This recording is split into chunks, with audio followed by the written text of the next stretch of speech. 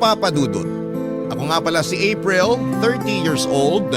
Hindi lumaki sa mayamang pamilya pero napuno ako sa pagmamahal at kabutihang asal. Pasalamat na lang talaga sa mga magulang kong nagpalaki sa akin.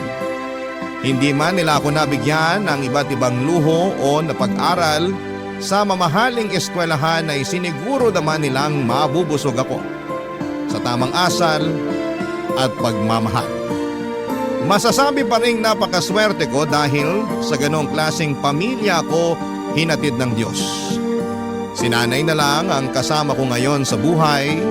May 5 taon na halos mula noong namatay si tatay. Pero hindi ko naramdaman ang kakulangan sa bahay namin dahil siniguro ni nanay na maitatawid niya ako sa pang-araw-araw. Kaya malaki ang naging pangako ko sa kanya na kahit anong mangyari ay hindi ko siya pababayaan. Ganon ko kamahal ang nanay ko at alam kong mas kaya pa niyang tumbasan ang pagmamahal ko para sa kanya. Mabait at walang tinatapakang tao si nanay. Sa edad niyang 60 ay halos gawin na siyang idolo ng mga kakilala namin. Wala siyang nakasamaan ng loob ni minsan, kaya lagi akong pinupuri ng mga tao at sinasabihan na maswerte ng araw ako na ganong klaseng tao si nanay. Kahit nga sabihin hindi pinagpala si nanay sa pera pero mayaman siyang tunay sa mga kaibigan at kakilala. Sila ang tumutulong sa amin ni nanay sa tuwing nagkakaroon kami ng problema sa pera. At bilang ganti ay si nanay din naman ang gumagawa ng kabutihan sa mga taong yon. Hindi man nila mapantayan yon ng pera pero buong puso pa rin ang pasasalamat ng mga natulungan niya dahil sa sakripisyo niya para sa kanila. Kaya hanggat maaari ayokong mas may masamang tao ang aaligid kay nanay para abusuhin siya. Kaya lang isang araw ay may dumating at alam kong kailangan ko yung paghandaan. Papa Dudut.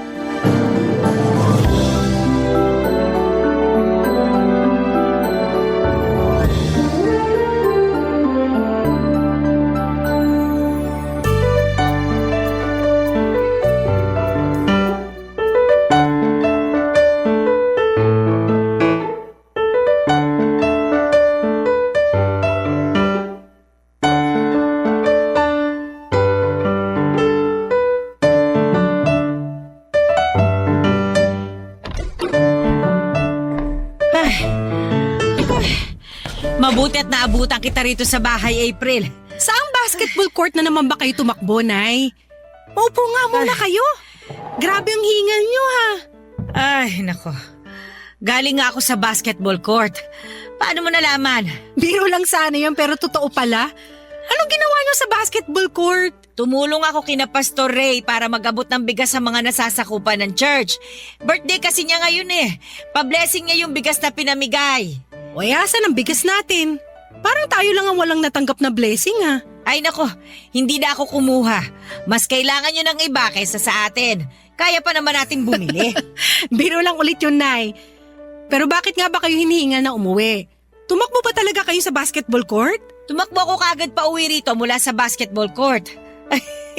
May babalita kasi ako sa iyo eh. Mag-aasawa kayo ulit? Maid of honor ako, ah. Ay, alam ko nagbibiro ka lang, pero kilabutan ka naman. Nakapalibot pa sa bahay natin ang picture ng tatay mo. Pag ikaw nadinig niyan, sige ka, hindi ka makakapasok ng langit para makasama siya.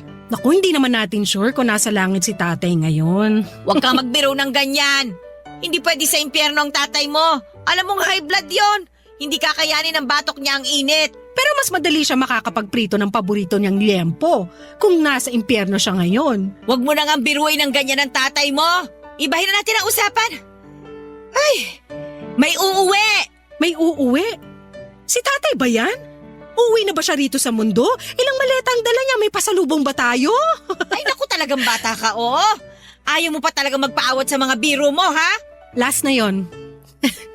Sino nga ba kasi yung uuwi? Yung bunsong kapatid ko, ang tia Dina mo. Ah, ganun po ba? Oo! Tumawag nga kanina sa cellphone ko habang nag-aabot ako ng bigas eh. Binalita sa akin na uuwi siya next week para sa birthday niya. Nagalit pa nga sa akin kanina eh. Minsan na nga lang siya magpaparamdam sa inyo, nagawa niya pang magalit. Hindi naman niya sadya. Nainis lang siya dahil hindi kami magkarinigan ng maayos. May ingay kasi sa basketball court kanina. Hindi niya naman kontrolado yung ingay sa basketball court. Makaunawa naman sana siya. Ay hayaan mo na. Pagod yun gawa ng tambak na trabaho ron sa Australia. Alam mo naman na 4 ang pinasok niyang trabaho doon. Oo nga eh. Lagi niyang pinagyayabang yun sa atin. Dapat lang naman ipagyabang niya yun. Pinaghirapan niya yun eh. Hindi porket pinaghirapan, dapat nang ipagyabang. Bakit kayo?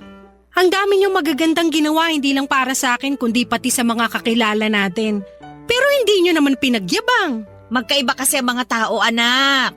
Para talagang hindi kayo magkapatid ni Tia Dina. Ang layo ng ugali mo sa kanya. Mapagpakumbaba ka, mayabang siya. Mahirap ako, mayaman siya. Naku, ginawa pang birong estado natin sa buhay. Aba, hindi naman biro yon. Totoo namang mahirap tayo at hindi ko yun ikinakahiya. Pero laging pinapamukha sa inyo ni Tia Dina na dapat ikahiya ang estado natin sa buhay. Hindi naman. Baka naman ikaw lang ang nag-iisip nun. Hindi ka lang sanay na nakakasama ang Tia Dina mo. Pero ako, bilang kapatid niya, alam kong hindi naman siya masama. Sige na nga.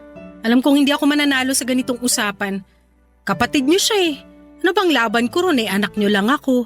Makipagkumpetensya ba sa kapatid ko? Ay nako, hindi sa kinakalabang kita pagdating kay Dina. Gusto ko lang makita mo na may kabutihan ding tinatago ang tiyahin mo. Ang galing nga niyang magtago eh. Hanggang ngayon hindi ko mahanap ang kabutihan niya na sinasabi niyo. Ay, parang nasira ko pa bigla ang mood mo. Pag-usapan na nga lang natin ulit kung sa langit ba o sa impyerno nagpiprito ng liempo ang tatay mo.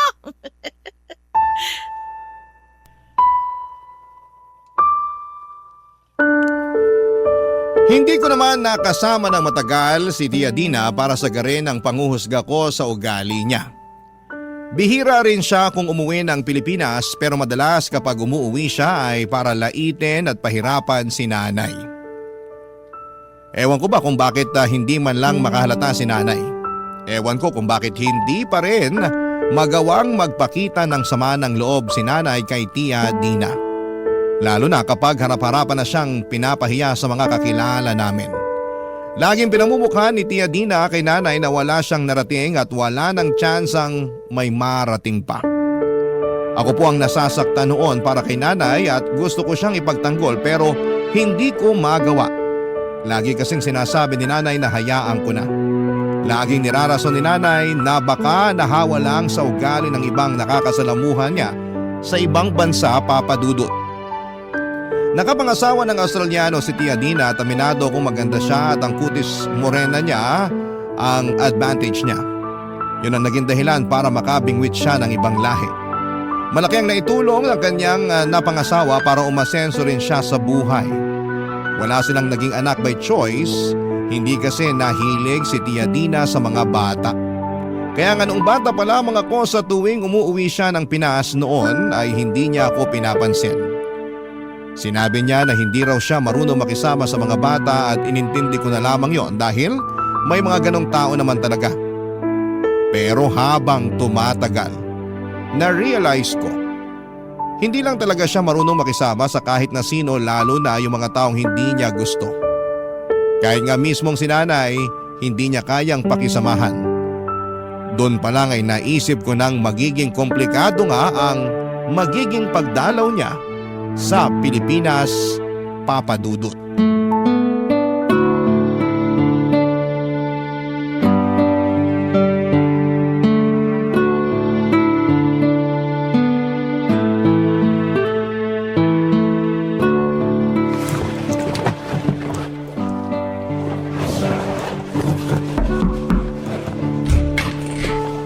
Nay, may kailangan po ba kayo? Inaayos ko lang mga gamit ko sa cabinet. Ay, naistorbo yata kita. Mamaya na lang kita kakausapin. Tapusin mo muna yung inaayos mo sa kwarto mo. Patapos na rin naman po ako. Ano po ba yung sasabihin nyo? Pinapapunta kasi ako ng Tia Dina mo sa bahay nila ngayong gabi. Ngayong gabi? Hindi ba sa Biyernes pa ang dating niya? Napaaga ba ang flight niya? Sa Biyernes pa nga ang dating niya, kaya lang nakiusap siya na kung pwede daw mauna na ako ron sa bahay nila. Dahil Tutulungan ko yung caretaker sa bahay niya para maglinis. parang hindi naman ata tama yun. Kaya naman niya magbayad siguro na maglilinis ng bahay niya. Bakit kailangan ikaw pa yung gagawa nun? Gusto ko rin naman, para maigalaw-galaw ko tong mga buto ko. Alam mo naman kapag nagkakaedad na, kailangan mapatunog na ang mga buto. Para hindi kalawangin ang mga ito. Ayun na nga. Nagkakaedad na kayo kaya hindi na ganun katibay ang mga buto nyo. Mas kailangan nyo na ng pahinga. Ay, napapagod ako magpahinga. Nay, hindi porkit bata kayo sa pagtatrabaho dito sa bahay at sa barangay natin ay aabusuhin nyo ng katawan nyo. Ako na nagsasabi sa inyo, tamad ako maghatid ng matanda sa ospital. Bahala kayo. Di magpapahatid ako sa tricycle kapag kailangan ko magpa-ospital. 30 lang naman ang pamasahe eh. Hindi ako nagbibiro, Nay. Ay nako, alam ko nag-aalala ka sa akin. Pero hindi ko naman bibiglain ang katawan ko. Hindi pa rin ako payag. Ibigay mo na to sa akin anak ha. Gusto ko lang naman makatulong sa tiya Dina mo. Hindi niya kailangan ng tulong. Kayang-kaya niya lahat yun. Kaya niyang bayaran kung sino man yung pwedeng mag-asikaso ng bahay niya. Apat ang trabaho niya sa Australia, di ba? Alam ko naman yon. Pero gusto ko lang namang gawin ito para sa kanya.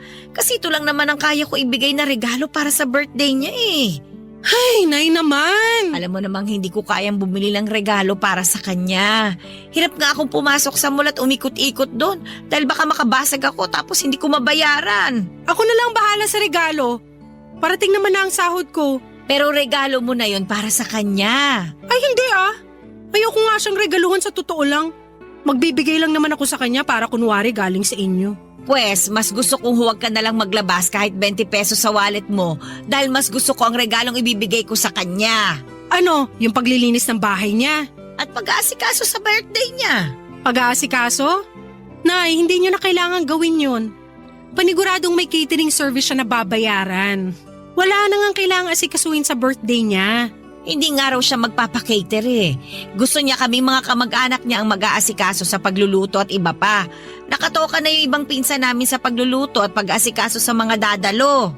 At kayo, anong gagawin niyo? Sinabi niya maghugas na lang ako ng pinggan kasi doon naman daw ako magaling. Walang sebong makakatakas sa akin. Paghuhugasin kayo ng pinggan? Sobrang kuripot na ba niya na hindi siya makapagbayad na maghuhugas ng mga pinagkainan? Magpa-cater na lang siya para hindi na makabala ng iba. Ano ba naman yung maghugas lang ng mga pinagkainan? Kayang-kaya ko yun. Hindi mo na ako mapipigilan doon. Minsan lang nandito ang tiya Dina mo. Gusto ko makatulong sa kanya kahit sa maliit na paraan lang. Kung hindi na kayo mapipigilan dyan, isama nyo na lang ako para may katulong kayo sa pag-aasikaso ng bahay niya at paghuhugas ng pinagkainan. Kayang-kaya ko rin yun. Hindi na nakatanggi si nanay sa sinabi ko, Papa Dudut. Alam niyang kukulitin ko pa siya kapag hindi siya pumayag na isama ako. Ayaw niyang idamay pa ako sa pagtatrabaho niya para kay Tia Dina. Pero kung hindi siya magpapaawat, na pumunta doon ay dapat ay kasama ako. Hinayaan niya akong ipagpatuloy ang pag-aayos ko sa kwarto. Sinabay ko na rin ang pag-iimpake ng mga damit na dadalhin ko sa bahay ni Tia Dina. Ganon din ang ginawa ni nanay. Nang matapos kami mag-impake, chinek muna namin ang buong bahay para masiguradong malinis at maayos yon bago kami umalis. Nang okay na ang lahat ay nagmadali na kaming lumabas ng bahay para pumunta kina Tia Dina. Nag-jeep lamang kami noon at kapwa kami tahimik habang umaandar ang sinasakyan namin. Magkaiba marahil kami ng takbo ng isip ni nanay ng mga oras na yon. Sa isip ko ay minumura ko na si Tia Dina dahil sa nalalapit na pagpapahirap niya kay nanay. Si nanay marahil base sa mga ngiting nakita ko noon sa labi niya. Alam kong excited na siyang makita at matulungan ang kapatid niya. Kahit papaano ay parang nakurot ang puso ko dahil sa nakita ko. Bakit hindi makita ni nanay na inaabuso na siya ni Tia Dina? Sa kabila noon ay lagi pa siyang pinagsasalitaan ng hindi magaganda. Alam kong mabuti ang nanay ko at minsan yon ang dahilan kung bakit ako naiinis sa kanya. Minsan kasi Papa Dudut ay binubulag siya ng kabutihan kaya hindi niya makita ang kasamaan ng iba. Kaya hindi ko siya pwedeng iwan ng mag-isa sa bahay ni Tia Dina. Sinamahan ko talaga siya dahil kailangan niya ng mga mata para makita Papa Dudut kung ano yung mga mali na sa paligid niya. Papa Dudut. Barangay Love Stories. Barangay Love Stories. Pagkarating pa lang namin sa bahay ni Tia Dina ay sinalubong na kami ng caretaker niya. Hinati ang dapat na trabaho. Nainis pa nga ako sa caretaker dahil pinasa nito ang mga mahihirap na trabaho kay nanay. Nalaman ko lang sa huli at naiutos na pala ni Tia Dina ang lahat ng yon. At tulad ng dati wala pa ring imik si nanay tungkol doon. Nagmadali kami sa pag-aayos ng bahay, may kalakihan kasi ang bahay ni Tia Dina at mukhang hindi nasikaso ng caretaker noong mga nakaraan. Inako ko ang mga mabibigat na trabaho para kay nanay at halos 2 araw kaming nag-ayos at nagtapo ng mga tambak na gamit. Binili niyo ni Tia Dina dahil gusto niyang bumili ng mga bagong gamit pagdating niya. Sinabi ni nanay na kukunin na lang niya ang mga gamit na itatapon para maggamit namin. Pero sinabi ni Tia Dina na hindi po pwede. Kailangan daw itapon. Wala ring nakuha kahit isang pinggan si nanay. Mabilis nang nalumipas sa mga araw, sumapit na ang Biyernes. Dumating na si Tia Dina kasama nito ang asawa niya. Mabait naman ang asawa niya at pinakisamahan kami ni nanay ng mas maayos. Pero kabaliktaran kay Tia Dina. Unang paghaharap pa lang ay isang damakmak na panglalait na ang inabot ni nanay sa kanya. Tulad nga ulit ng dati, wala pa rin masabing hindi maganda si nanay sa kapatid niya. Pigil na pigil ako noon sa sarili ko na patulan si Tia Dina. Panay kasi ang pisil ni nanay sa braso ko sa tuwing nagbabalak akong sumagot ng hindi maganda sa kapatid niya. Alam kong nakakaramdam na si nanay pero gusto niyang maging maayos pa rin ang lahat. Ang hirap ng kalagayan noon ni nanay, Papa Dudut. Ewan ko kung saan siya nakakakuha ng pasensya at kabutihan. Lalo kung may demonyong nakaharap sa kanya, Papa Dudut.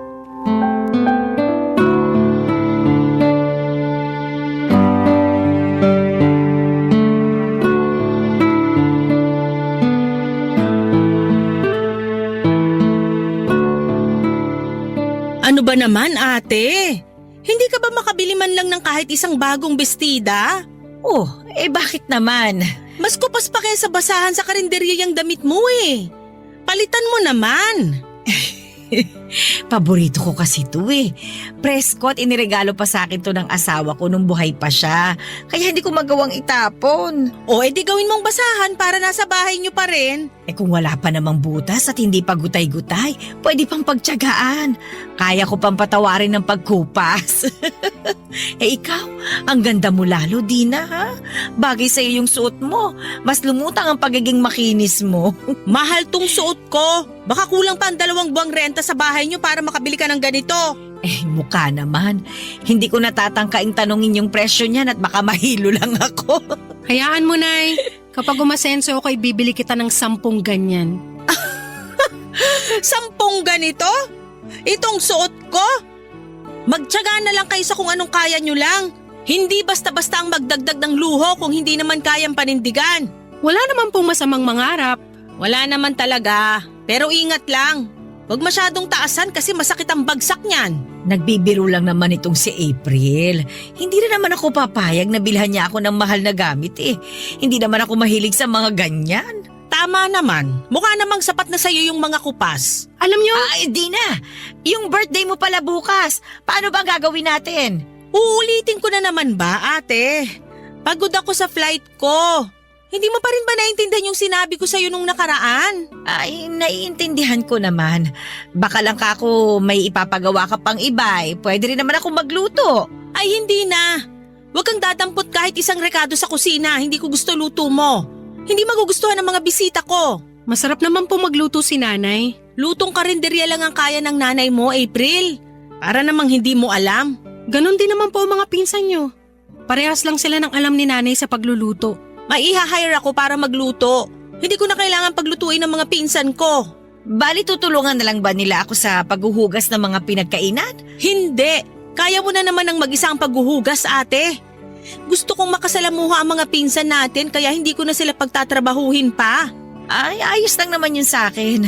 Namiss ka ng mga pinsan natin kaya kailangan ninyong magkwentuhan. Bali si nanay lang ang magtatrabaho para sa birthday nyo? Tama, Ayaw niya bang isali si nanay sa kwentuhan? mas kailangan siya ng mga pinggan. Joke. Hanggang ngayon mapagbiro ka pa rin, Dina. Pero walang halong biro. Ikaw na ang bahala sa paghuhugas ng mga pinggan, ate, ha? Alam kong forte mo ang magtanggal ng sebot na kadikit na kanin sa mga pinggan. Galingan mo, ate. Marami kang huhugasan. Oo naman. Kayang-kaya ko yan. Binida ko nga rito kay April na magaling ako maghugas ng pinggan eh. At proud ka pa talaga. Anyway, nilinis mo na ba yung kwarto namin ng asawa ko? Ako na po ang naglinis. Busy kasi si nanay sa paglilinis ng bubungan nyo at estero. Ah, okay. Kung sakali mang hindi ko magustuhan yung linis ng anak mo, ate, palinis na lang uli, ha? Ay, oo naman. Kayang-kaya ko yan. Mabilis kaming tinalikuran ni Tia Dina pagkatapos noon. Nanginginig ako sa mga sinabi niya kay nanay. Pinakalma naman ako ni nanay at pinaliwanag niya na ganon lang si Tia Dina kapag pagod at puyat. Unawain na lang daw namin dahil aayos din naman ang mood niya kapag nakapagpahinga. Pero hindi naman yon nangyari, Papa Dudut. Kinabukasan sa selebrasyon ng kanyang kaarawan ay tila lumalapa ang ugali niya. Wala siyang ibang ginawa kundi ang magmataas sa lahat. Pinagyabang din niya kung ano man ang pwedeng ipagyabang sa sarili niya. Hindi niya hinayaan si nanay na makihalubilo sa mga bisita, kahit pa sa mga kamag-anak nila. Nasa kusina lang kami noon at nag-aabang ng mga hugasin. Kapag may dumarating na huhugasan ay mabilis naming inaasikaso. Dahil binilinan kami ng Tia Dina ko na ayaw niyang may madadaanan ng mga bisita niya na may mga nakatambak na hugasin. Hindi pa rin kami kumakain noon. Hindi kami pwedeng kumain sa handa niya. Bago ang selebrasyon, kinain namin ang natirang ulam noong isang gabi sa ref niya. Nagkasya naman yon sa amin. Dinaan na lang namin sa juice na inaabot sa amin ng isang serbedor. Doon ako naiinis, Papa Dudut. Kaya naman pala ni Tia Dina na kumuha ng serbedor, bakit hindi niya magawang kumuha ng maghuhugas ng mga pinagkainan niya? Para naman makapagpahinga na si nanay at makasama na rin niya noon ang ibang mga kamag-anak nilang dumadalo.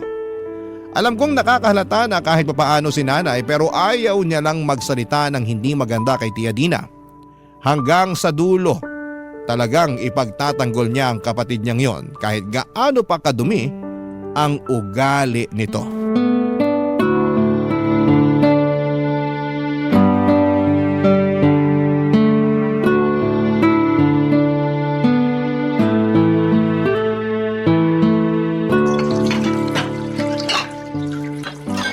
Nay, Oh, ano yun? magpahinga ka kaya muna. Ha? Eh bakit naman? Kayang-kaya ko naman ang mga ito. Kayang-kaya. Naiinis na ako sa linya mong yan. Eh kayang-kaya ko naman talaga, anak. Kaya ka mas lalong pinapahirapan at inaalipin ni Tia Dina. Kasi lagi mong sinasabi yan. Awat na, Nay, ha? Last mo nang gagamitin ng linyang yan. Pag hindi ko na kaya, sasabihin ko naman sa'yo. Kahit naman hindi mo na kaya, ayaw mo pa rin magpaawat. Kilala po kita. Ayun naman pala eh. Kilala mo naman pala ako eh. Kaya dapat alam mong mas gusto kong manahimik ka na lang kesa pagalitan mo ako. Hindi ko naman po kayo pinapagalitan. Gusto ko lang ipaalala sa inyo na ayos lang ding magpahinga. Kayang-kaya ko na to. At nakigaya ka pa nga sa linya ko. Pero seryoso, Nay. Pwede kang huminto muna sa paghugas ng pinggan. Kulubot na yung mga daliri mo eh. Babad na masyado sa tubig. Pahanginan mo muna. Labas ka muna roon tapos makapagkwentuhan ka sa mga kamag-anak nyo. At iiwan ka rito? Ay hindi na. Makakakwentuhan ko pa rin naman sila sa susunod. Nandito lang naman kami sa Pilipinas eh. Pero iba kasi ngayon dahil may okasyon. Parang reunion nyo na to. Tsaka para makapag-bonding din kayo ni Tia Dina. Alam mo may naalala lang akong bigla sa kabataan namin ng Tia Dina mo. Nako, nililihis mo na naman ang usapan para hindi kita patigilin sa paghuhugas ng pinggan. Ay, Ay, seryoso nga ito, anak. Nung bata pa kami, paborito naming gawain yung paghuhugas ng mga pinagkainan. Kapag tapos na kami ng pamilya na kumain, nagmamadali na kami ni Dina para pumunta sa kusina at maghugas. Poso pa nun ang gamit namin. Salitan kami nun. Minsan ako nagbobomba sa poso, siya ang maghuhugas ng mga plato. Tapos magpapalitan kami sa susunod. Close pala kayo dati? Abay, oo naman. Kaya namin paborito ang paghuhugas ng mga pinagkainan kasi nakakapagkwentuhan kami ng mga bagay na hindi namin pwedeng iparinig sa mga magulang namin. Ano ba yung pinagkukwentuhan nyo? Ay, ayun, madalas tungkol sa mga natitipuhan naming binata sa amin o kaya mga reklamo sa mga pinsan namin. Minsan naman, naglalabas kami ng sama ng loob sa mga magulang namin. Basta kapag naguhugas kami ng pinggan, kami lagi ang magkakampi. Lagi kami nakikinig sa isa't isa. Napapagalitan na nga kami madalas ng mga magulang namin kasi natatagalan ng paghuhugas naming dalawa. Paano bang hindi tatagal? Napapasarap kami sa kwentuhan. Nay, pwedeng magtanong. Oh, ano ba yun? Ate, bakit parang nagchichismisan lang kayo dyan? Bakit hindi pa tapos yung mga hugasin? Nakakwento ko lang kasi kay April na paborito nating gawaing bahay itong paghuhugas. Kaya... Wala akong pakialam! Unahin niyo yung paghuhugas ng mga pinggan. Parating na yung mga ibang bisita ko. Dalian niyo! Mas inuuna niyo pa kasi ang kwentuhan eh. Magtrabaho kayo! Umira pa sa amin si Tia Dina bago umalis ng kusina. Hindi na natuloy ni nanay yung kwento niya. Hindi na rin ako nakapagtanong pa kay nanay dahil nagseryoso na ito sa paghuhugas ng pinagkainan. Nakatutok na ito sa pagtatanggal ng mga tumigas na kanin sa pinggan. Inobserbahan ko siya, Papa Dudut, alam kong nasaktan siya sa sinabi ni Tia Dina. Alam kong mahalaga sa kanya ang ala-alang binahagi niya sa akin noong mga bata pa lamang sila. Pero agad yung tinabla ni Tia Dina na para bang hindi yon dapat maalala pa. Nakatungo lamang si nanay at napansin kong nilalabanan lamang niya ang pagluha. Nag-focus na lamang din ako sa paghuhugas at pagkatapos noon ay nagpaalam ako para magbanyo. Hindi naman talaga ako na babanyo ng mga oras na yon pero gusto kong mapag-isa si nanay. Gusto kong mapag-isa si nanay dahil alam kong kailangan na niyang mailabas ang lungkot na nararamdaman niya. Kailangan na niyang pakawala ng mga luha niya. Nagtagal siguro ako sa banyo ng 10 minuto. Pakiramdam ko ay sapat na yon na oras para gumaan ang loob ni nanay at para hindi kami mahuli sa schedule sa paghuhugas sa mga pinagkainan. Tama naman ako. Pagbalik ko noon sa kusina ay nakangiti na si nanay. Pero napansin kong medyo basa pa rin ang kanyang mga mata. Halatang hindi niya napunasan ng maayos dahil nagmadali marahil na tapusin ang pag-iyak niya. Kinurot muli ang puso ko. Muli ako nagpaalam na may kukunin lang sa banyo para maiayos ni nanay ang sarili niya. Papadudot makalipas nga lang ang ilang minuto ay nagbalik na ako. Pagbalik ko ay totoong nakangiti na si nanay at tuyo na rin ang kanyang mga mata. Barangay Love Stories. Barangay Love Stories. Madaling araw na natapos ang selebrasyon ng kaarawan ni Tia Dina. Bago magumaga ay natapos na rin kami sa mga hugasin. Wala na kaming lakas noon para maglinis ng katawan. Nagpalit na lamang kami ng damit, Papa Dudut, kahit naglalagkit na kami sa mga tumalsik na bulan ng dishwashing liquid sa amin. Masakit na ang mga braso at likuran namin at hindi pa naaalis ang pagkakakulubot ng balat ng mga daliri namin. Dumiretso na lamang kami sa kwarto ng caretaker para magpahinga na at doon kami pinagstay ni Tia Dina dahil umalis naman pansamantala ang caretaker. Maraming ibang kwarto sa bahay ni Tia Dina pero hindi pinapagamit sa amin. Alam ko ang dahilan pero hindi ko na lamang masyadong iniintindi. Masyado ako napagod sa paghuhugas. Magpapahinga na nga sana kami noon pero kinatok kami ni Tia Dina at sinabing linisan muna namin ang banyong ginagamit ng mga bisita. Aangal pa sana ako pero tumango na lamang si nanay at saka nilinisan yon. Sinamahan ko si nanay sa paglilinis ng banyo para mabilis na siyang matapos. Kailangan na kasi niyang magpahinga, Papa Dudut, dahil inuubo na siya. Pagkatapos noon ay bumalik na kaming muli sa kwarto at pinatay na ang ilaw para hindi na muling magtangkang kumatok sa pinto si Tia Dina. Maaga pa rin kaming gumising dahil kailangan na naming umuwi. May trabaho pa kasi ako sa hapon at sa totoo lang ay gusto ko na talagang umalis sa bahay ni Tia Dina. Pero nagbago bigla ang plano nang katukin kami ni Tia Dina para sabihin kailangan pa naming manatili sa bahay ng ilang araw. Napakunot noon na lamang ako at bala ko na sanang sumagot ng hindi maganda. Pero tulad ng dati, pinisil muli ni Nanay ang braso ko para hindi ako lumaban, Papa Dudut.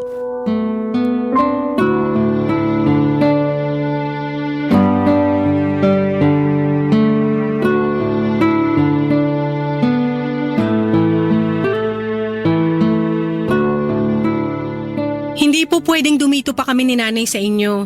May trabaho na po kasi ako mamayang hapon. Eh di umuwi ka. Si ate lang naman ang mas kailangan ko rito. Hindi ko po pwedeng iwan si Nanay dito na mag-isa. At ano ba sa tingin mong gagawin kung masama sa nanay mo? Kaya hindi mo siya magawang maiwang mag-isa rito. Ang ibig lang sabihin ni April, Dina, hindi siya sanay na hindi ako kasama sa bahay. Hindi makatulog ang pamangkin mong to kapag wala ako. Hindi ba, April? Ganun nga po. Kung ganon, edi wag ka nalang pumasok sa trabaho mo para makapag-stay ka pa rito. Papasok pa rin siya sa trabaho niya mamaya. Malapit lang naman dito ang opisina niya eh. Paano papasok sa trabaho? Eh kailangan ko pa kayo ngayon hanggang bukas. Para saan po? Maghugas ng pinggan? Tapos naman na po ang birthday nyo. Wala nang huhugasan. Kung meron man, yung mga pinagkainan nyo na lang na mag-asawa. Kaya nyo naman na po siguro yun, di ba? Hindi pa tapos ang birthday ko. Mamayang tanghali pupunta tayo sa resort para ituloy doon ang selebrasyon. On the way na nga ron yung mga kamag-anak natin at ibang bisita ko eh. Napag-usapan na namin to kahapon. Napag-usapan nyo na pala kahapon. Bakit hindi nyo to sinabi sa amin? Para nakapagandaman lang kami. Anong maghahanda pa kayo? Hindi na kailangan. Kung ano na lang ang baon yung damit, sapat na yon. Hindi naman kayo maliligo, makikiparty doon. Maghuhugas ulit kami ng pinagkainan? Oo, konti lang naman siguro yon. Pero mas kailangan ko na magbantay kayo sa mga cottage na rerentahan ko. At saka para may mauutusan. Tagahugas na, tagabantay pa. Utusan pa? Tama! Ganun nga! Matalino rin pala tong anak mo ate, no? Buti hindi nagmana sa'yo. Matalino talaga si April, mabait pa. Proud ako dyan kasi napalaki ko yan ng tama. At saka… Maganda na kayo para makaalis na tayo. Nilista ko na lahat ng mga kukunin sa kusina para baunin natin dun sa resort. Konti lang naman, makakapagpahinga kayo ron kahit papano kasi may ibang mag-aasikaso ng mga kailangan bukod sa inyo. Kung meron naman po palang ibang mag-aasikaso, baka pwedeng pass na kami ni Nanay. Kailangan ko po talaga na magtrabaho mamaya eh. Umabsent nga lang ako kahapon. Babayaran ko na lang kung magkano ang sahod mo ngayong araw. Sumama ka na lang para hindi malungkot tong nanay mo na mag-isa lang siya ron. Paano po kaya ako makipag-bonding na lang sa inyo si Nanay? Isalin niyo na lang po siya sa kwentuhan niyo magkakamag-anak. Ako ang kailangan nilang makasama kasi ako ang balikbayan. Ang nanay mo naman andito lang sa Pinas. Umay na sila sa kanya. Nasabi ko nga yan kay April nung nakaraan. Makakausap ko pa rin naman sila dito sa mga susunod. Ayos na ito, Dina. Mag-enjoy ka sa resort mamaya. Kami nang bahala ni April sa ibang mga kailangan. Ang bilis mo talagang kausap, ate. Yang ugali na yan ang hindi naman na sa'yo ni April. Sayang naman, hindi mapakinabangan. O siya, pakiayos na lang lahat ng mga kailangan natin bago bumiyahe ha. Nakadikit na sa ref yung listahan, pakicheck na lang. Magsha-shower at magkakape lang kami ng asawa ko. Pagkatapos nun, alis na tayo. Nay naman! Parang kinampihan niyo pa si Tia Dina sa pagmamaliit niya sa atin eh. Pasensya ka na anak ha. Wala na rin akong magawa eh. Ayoko namang mamroblema ang kapatid ko. Huli na naman siguro ito. Pagbigyan na natin. Birthday naman niya eh. Naiinis na ako kay Nanay noon na wala na ang pagtitimpi ko sa kabutihan niya. Hindi ko na talaga alam kung paano pa siya ipagtatanggol sa mga pagtanggap niya ng pang-aabuso mula kay Tia Dina. Kahit ako ay nadamay na sa sitwasyon nilang dalawa. Gustuhin ko mang pumasok sa trabaho pero hindi ko nagawa. Hindi ko talaga pwedeng iwan si Nanay nang mag-isa lamang doon sa resort. Alam kong mas lalo lang lalakas ang loob ni Tia Dina para pahirapan si nanay kapag wala ako roon sa tabi niya. Hindi ko naman mapapayagan yon kahit naiinis na ako kay nanay. Tinawagan ko ang boss ko at nagpaalam, Papa Dudut. Mabuti na lang at naintindihan ng boss ko ang lahat. Pinayagan niya akong umabsent dahil wala naman daw masyadong gagawin sa office. Kaya na raw nila yon. Pero ewan ko ba, mas gusto ko na lang na pumasok sa trabaho kesa sumama kina Tia Dina. Mas gusto ko pang ma-stress sa trabaho kesa ma-stress sa pagiging kontrabida ng tiyahin ko, Papa Dudut. Nang matapos na kami sa pagkuha ng mga kailangang dalhin sa resort ay umalis na rin kami kaagad. Nang nakarating na kami sa resort ay sinimula na ni Tia Dina ang selebrasyon niya para sa part 2 ng kanyang birthday celebration. At tulad ng inaasahan ay tagahugas muli kami ng pinagkainan. Pinagbantay din kami ng mga cottage at ginawang utusan lalo na kapag may ipapabili. Mas gusto ko pa ang part 1 ng birthday celebration ni Tia Dina dahil nasa kusina lang kami ni nanay at hindi namin nakikita ang mga kaganapan sa party. Sa part 2 kasi ng birthday celebration niya ay kitang-kita namin ang kasiyahan ng mga kamag-anak namin at ibang bisita habang kami ay walang ibang magawa kundi ang tuparin ang inutos na trabaho sa amin ni Tia Dina.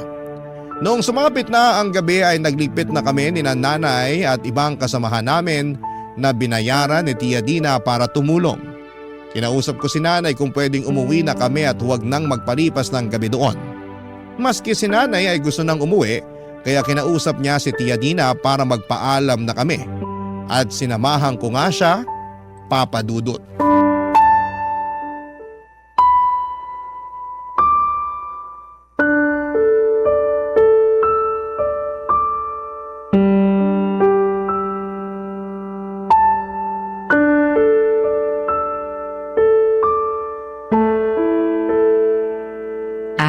Dina, pwede ka bang makausap?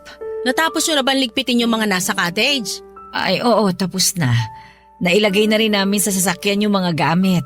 Mabuti naman. Matulog na kayo. Maaga tayong aalis bukas kasi sasama ko pa kayo sa mall. Bibili ako ng mga gamit sa bahay ko. Kailangan ko na magbibit-bit. Hindi na po sana kami magpapalipas ng gabi rito at mas lalong hindi na kami makakasama sa mall bukas. At bakit? Bayad ko na yung kwarto nyo. Sasayangin nyo lang yung pera ko? Kailangan na kasi naming umuwi ni nanay. Hindi na ako pwedeng umabsent. Kailangan ko nang pumasok sa trabaho. Eh di ikaw na lang ang umuwi. Huwag mong isama ang nanay mo. Kailangan ko ba siya rito para asikasuhin kami ng asawa ko bukas bago umalis? Asikasuhin? April! Hindi pa po ba sapat yung pag-aasikaso namin sa lahat ng kailangan nyo bago pa kayo dumating ng Pinas? Ginawa nyo na nga kaming katulong. Aba, ganyan ka ba naturuang sumagot ng nanay mo? Ano to ate? Ito ba ang pinagmamalaki mong magandang asal ng anak mo? Kung asal lang din naman ang usapan. April anak, okay lang bang iwan mo muna kami ng Tia Dina mo? May sasabihin lang ako. Ayusin mo na mga gamit natin. Ako nang bahala dito. Pero Nay… April, sumunod ka na lang. Sige na anak. Sige na. Ay, sige po. Maayos kaming nakiusap ng anak ko para payagan mo na kaming umalis. Kami pa ang pinagmukha mong masama. Kami na nga itong tumulong sa iyo sa lahat. May usapan tayo ate. Pumayag ka na tulungan niyo ako. Pero wala sa usapan natin, aalilain mo kami. Iba ang pagtulong sa pangangatulong. Hindi mo kami bayaran. Kung bayad lang pala ang gusto mo, edi sige. Babayaran ko kayo. Sabi na pera lang pala talaga ang kailangan nyo. May nalalaman pa kayong pagpapaalam sa akin para makapagtrabaho na si April. Gusto niya lang palang magpabayad. Hindi niyo na lang agad sinabi. Nagpaawa pa kayo. Hindi kami nagpapaawa at mas lalong hindi namin gusto magpabayad sa'yo. Alam mo kung anong gusto ko? Gusto ko makasama ka. Gusto ko ulit na makita ka. Kumustahin ka. Pero ayaw mo. Sinasalubong mo ako lagi ng galit mo. Hindi ko na alam kung bakit ka nagkakaganyan Hindi ka naman ganyan dati. Hindi tayo ganito dati. Ano ba nangyari? Anong nangyari? Sa lahat ng tao, ikaw pa talaga tong walang alam? Bata pa lang tayo, ikaw na tong laging nasusunod sa ating dalawa. Kasi, sabi ng mga magulang natin, ikaw yung panganay. Ikaw yung laging tama. Kaya ikaw dapat lagi yung sundin. Kaya walang ibang nakitang tama sa akin sina nanay at tatay kasi kinuha mo lahat ng tama. Dina. Nakinig ka! Naalala mo kailang beses kitang pinagtakpan sa tuwing tumatakas ka para makipagkita sa mga manliligaw mo noon? Kung paano ako lagi ang pinagbibintangan ni nanay na lumalande, pero ikaw naman tong humahabol sa mga lalaki? Ako pa yung chinismis niya sa mga kapitbahay niya na Makate at Halibarot? Naalala mo kung paano ilang beses kong nililinisan ang kwarto natin para hindi maamoy ni nanay yung sigarilyo mo? At kung paano ako umako ng paninigarilyo mo? Hindi mo alam kung gaano kasakit ang paghampas at pagsampal ni tatay sa bibig ko dahil ang buong akala niya ako ang naninigarilyo sa ating dalawa? Dina, hindi ko naman alam lahat ng... Hindi mo alam kasi wala ka namang pakialam! Puro sarili mo lang ang iniisip mo noon! Puro ikaw lang ang iniisip na protektahan at mahalin ni nanay noon! Kahit bagsak ka na sa klase, ikaw pa rin ito pinupuri! Kasi kaya mo silang bulahin! At ako, kahit ilang medalya at matataas na grado ang iharap ko sa kanila, asan ako sa paningin nila? Wala! Hindi nila ako makita kasi yung atensyon nila nasa iyo ng lahat. Kahit ako ang gumagawa ng mabuti, ikaw pa rin ang pinupuri. Kahit ako na yung umasenso sa atin, ikaw pa rin yung nakikita nilang nagpapasaya sa kanila. Patawarin mo sana ako, Dina. Kaya kung masama ang turing ko sa'yo, tanggapin mo! Kasi yan na ang kabayaran sa lahat ng inako kung kasalanan mo noon!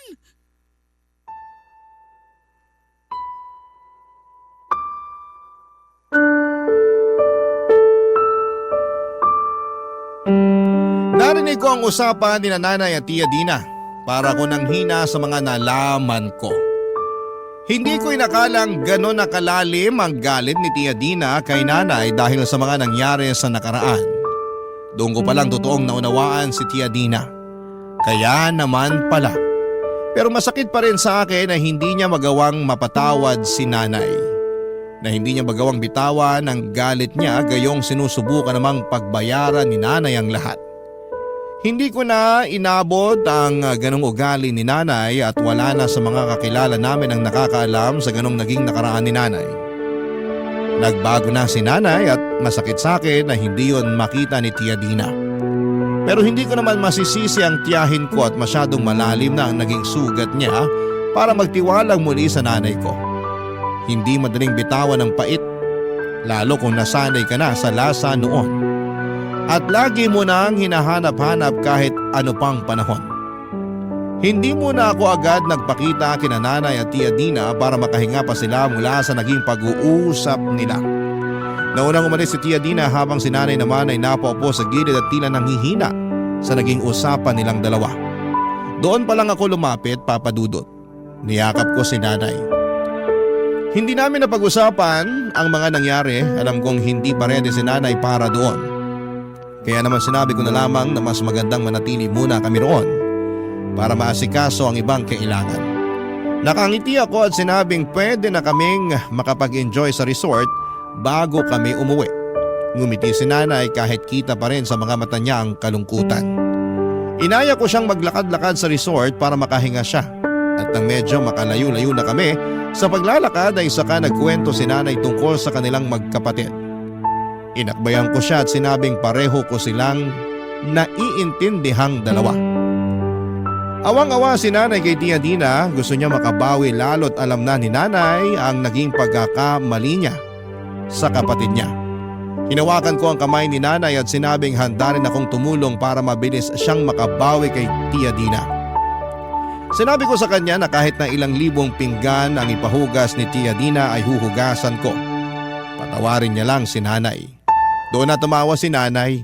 Namana ko raw sa kanya ang galing ko sa pagpapatawa. Doon ako tumawa at medyo gumaan na rin ang pakiramdam. Huminto kami pansamantala sa paglalakad. Nagkatinginan kaming dalawa. Muli kaming umiti sa isa't isa at alam na namin ang nasa isipan ng bawat isa. Balang araw, magpapatawad na rin si Tia Dina. Pero sa ngayon ay hahayaan lang muna namin siyang iproseso ang lahat. Tao lang naman siya, nagagalit at nahihirapang magpatawad. Pero sabi nga nila walang hindi nahihilo at nababago ang oras, hindi ba? Maraming salamat po sa pagbasa ng aking liham at sana'y nakapaghatid kami ng aral sa lahat ng tagapakinig ng Barangay LS. Ako ang inyong kapuso at kabarangay at ka-forever, April. Dear Papa Dudo, kapag nagmamahal ang tao, nagiging kampante tayo. Mahalaga yon dahil nararamdaman nating ligtas tayo, kapiling ang taong mahal natin. At yon ang eksaktong naramdaman ko kay Keon na naging boyfriend ko simula pa lamang noong kami ay nasa kolehiyo. Pero bago ako magkwento ay gusto ko munang magpakilala sa inyo. Tawagin niyo na lamang po ako sa pangalang Sadie, 31 years old, taga-Pasig at isang private company employee dito sa Makati. Magsisimula ang lahat noong nasa second year college na kami ni Keon. Magkaklase kami na kumukuha ng business course. Kaklase ko na rin siya noong nasa first year ako dahil block section lang naman kami. Doon kami nagka-developan at sinagot ko siya. Isang buwan pagkatapos magpasukan sa unang semestre ng sumunod na taon. Noong mga panahong yon ay pinagsasabay ko ang pag-aaral at pagtatrabaho bilang tendera at kahera sa isang 24/7 na canteen na pag-aari ng tiyuhin ko. Bali ang duty ko doon ay 4 na oras tuwing gabi. At kung wala akong pasok sa eskwelahan, papadudot.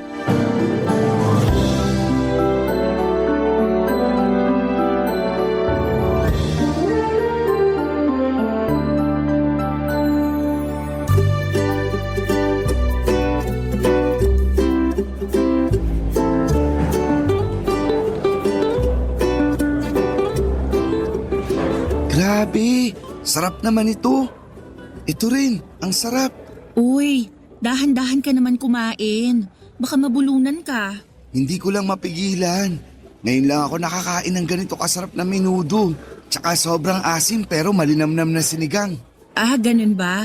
Oo, mapapakain talaga ako. Kuha mo pa nga akong kanin, baby. Sige na, please. Ah, sige. Teka lang. Ay, gawin mo na palang 2. Ah, sige, teka. Pagsasandok kita. Ayan, gusto ko yan. Excited na ako. Ito na yung 2 rice mo. Salamat, baby. Puka na, dali. Kwentuhan tayo habang kumakain ako. Sure ka ba talaga na busog ka na dun sa kinain mo? Oo, isang rice lang naman ang kaya ko. Baka magutom ka pa. Mukhang marami pa naman yung ginagawa mo rito. Kakain na lang ulit ako pag nagutom ako. Sige, basta ako kakain na ng marami. Grabe. Sarap talaga nito mga ulam. Magdahan-dahan ka pa rin. Baka mamaya mabulunan ka. Ewan ko na lang sa'yo. Ay, teka. Sino palang magbabayad nitong mga kinain natin? Ha? Ako na. Ayun. Salamat, baby ko. Bigla ko kasing naalala na wala pala akong panlibre sa'yo dahil sakto lang yung baon ko. Alam ko naman yun. Saka ako naman yung nagyaya sa'yo na dumaan muna rito sa kantin nila tito bago umuwi sa inyo. Nabanggit mo kasi na ilang gabi ka nang hindi nakakakain ng maayos. Gawa ng hindi masarap yung ulam na luto ng nanay nyo. Ooy, puro gulay pa. Yun lang kasi kaya ng budget namin tapos petsa de peligro pa. Si tatay hirap na naman makontak para sabihan na magpadala sa amin. Kilala mo ako. Hindi rin ako magulay na tao. Paano ako nilalason pag kumakain ng gulay? Shh! Huwag kang maingay dyan. Ha? Bakit? Baka marinig ka ni tito, lagot ka dun. Bakit nga? Ano bang kasalanan ko? Biro lang. Pero magulay kasing tao yon. Masasarap din yung mga putahing gulay na niluluto niya. Kaya siguradong iismiran ka nun pag narinig ka. Pero ayos lang naman sa'yo na di ako mahilig kumain ng gulay, di ba? Oo naman. Nasa tao naman yon. Ako nga may ibang gulay na hindi kinakain. Kagaya ng okra. Ayoko kasi nun masyadong madulas. Saka hindi ko gusto yung lasa. Ano pa bang gulay ang hindi ko kinakain? Ako, patatas lang kinakain ko. Ay oo nga. Mahilig ka nga sa fries. Sinabi mo pa, inuulam ko pa nga sa kanin yun eh. Totoo? Oo, panalo yun. Try mo minsan, busog na busog ka. Dami mo talagang alam. Siyempre, mahilig kaya akong kumain. Malas lang kasi di masyadong masarap magluto si nanay. Ultimo adobo, hindi niya makuha yung lasa. Paano hindi makuha yung lasa? Basta, iba-iba yung lasa pag nagluluto siya. Minsan maalat, minsan naman matamis. Napaisip tuloy ako kung may tamang lasa at timpla ba ang adobo. Meron yun. Pero di ko na alam kung ano dahil di naman ako culinary student. Sa bagay. Bakit sa inyo? Anong version yung laging niluluto ng mama mo? Yung manamis-namis. Gusto kasi ng mga kapatid ko yan, kaya nakasanayan ko na rin. Gusto rin yan ng mga kapatid ko. Pero ako, ayoko. Baka kaya nasabi mo lang na hindi masarap magluto nanay mo kasi ayaw mo ng adobo na matamis. Siguro. Kaya nga gustong gusto ko rito sa tiyo mo. Masarap yung luto niya. Sa susunod, yung adobo naman niya ang titikman ko. Pag narinig ka ni Tiyo, naku siguradong lalaki ulo nun. Okay lang. Totoo naman sinasabi ko. Salamat ulit sa libre, baby ko. Hayaan mo. Pag nakagraduate tayo at nakapagtrabaho, ako naman ang manlilibre sa'yo. Hindi lang sa kantin kagaya nito, kundi sa mga mamahaling restaurant pa. Ikaw talaga. Kumain ka na nga dyan para makauwi ka na. Malapit na rin magsimula yung trabaho ko eh. Sige, ubusin ko lang tong kanin. Mga padudod, kung i-describe ko si Keyon ay masasabi kong crush siya ng lahat. Guwapo kasi siya, makinis ang balat na akala mo ay naliligo sa gatas. Maputi at matangkad at ako naman saktong ganda lang pero may ibubuga naman sa klase. Hindi naman sa minamaliit ko ang aking sarili pero minsan ay napatanong na ako sa kung paano niya ako nagustuhan. Sa amin kasing magkakaklase, ako lang ang working student. Paulit-ulit ko yung tinatanong sa boyfriend ko pero di naman niya masagot. Basta sabi lang niya ay may nararamdaman siyang something o kakaiba para sa akin. Pero hindi rin daw malinaw kung ano. Sa huli ay iniisip ko na lamang na baka ganon talaga pag in love ang tao. May nararamdamang something na hindi maipaliwanag. Sa pagpapatuloy ng aming relasyon dahil nga ako ang may trabaho sa aming dalawa, ng mga panahong yon, ako ang gumagastos sa lahat ng date namin. Hirap din kasi ang pamilya ni Keyon sa buhay. May tatay nga siyang OFW pero hindi naman lagi nagpapadala sa kanila. Mas inuuna pa nitong padalhan ang babae nito kesa sa pamilya nila. Kaya nga naiintindihan ko ang boyfriend ko kung galit siya sa tatay niya. Kawawa kasi ang nanay niya at 3 nakababatang kapatid na babae. Mahirap din naman ang buhay namin lalo't labandera lamang si mama at factory worker naman ang trabaho ng papa ko. Kaya nga sa abot ng aking makakaya ay gusto kong tumulong sa kanila sa pamamagitan ng pagsagot sa sarili kong baon sa eskwelahan.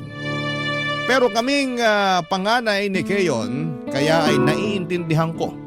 Paro kaming panganay kaya naiintindihan ko ang nararamdaman niya, Papa Dudut.